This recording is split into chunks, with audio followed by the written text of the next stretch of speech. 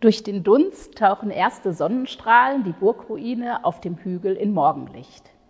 1817 hält der englische Reisende auf dem Weg von Bonn nach Bad Godesberg diesen Anblick in seinem Skizzenbuch fest. Später, zurück in England, wird er daraus dieses Aquarell erschaffen, das hier vor uns liegt. Der englische Reisende war kein geringerer als der heute vielleicht bekannteste englische Maler des 19. Jahrhunderts, James Mallord William Turner. Während in früheren Zeiten für Künstler die Reise nach Italien als großes Ziel galt, entdeckten zuerst die englischen Romantiker im 19. Jahrhundert das Mittelrheintal als romantisches Reiseziel und Sehnsuchtsort. Ihnen folgten bald deutsche und internationale Touristen.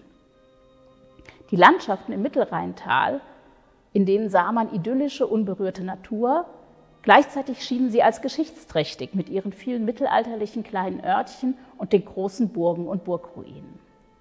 William Turner reiste als einer der ersten englischen Maler mehrfach entlang des Rheins. Hier ist er auf dem Weg von Bonn nach Bad Godesberg. Und obwohl heute immer noch die Godesburg ein markanter Blickfang ist, sieht es doch mittlerweile sehr viel anders aus als vor 100 Jahren. Die B9 ist reich befahren, die Straßenbahn fährt und die Bebauung ist dicht geworden. Ein Wegzeichen allerdings, das gibt es auch heute noch, eines, das bei William Turner hier mitten im Aquarell seinen Platz gefunden hat, das sogenannte Hochkreuz.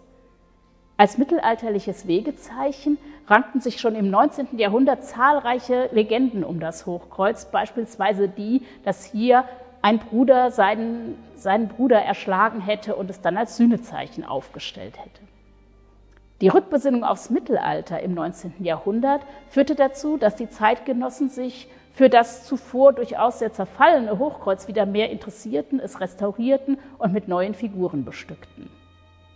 Viele Jahrzehnte später kam das originale Hochkreuz dann zu seinem eigenen Schutz hier ins Landesmuseum in Bonn und steht heute zwischen der Glasfassade und der Museumsfront. Am Ort hier an der B9, wo früher das Hochkreuz stand, steht heute eine Kopie.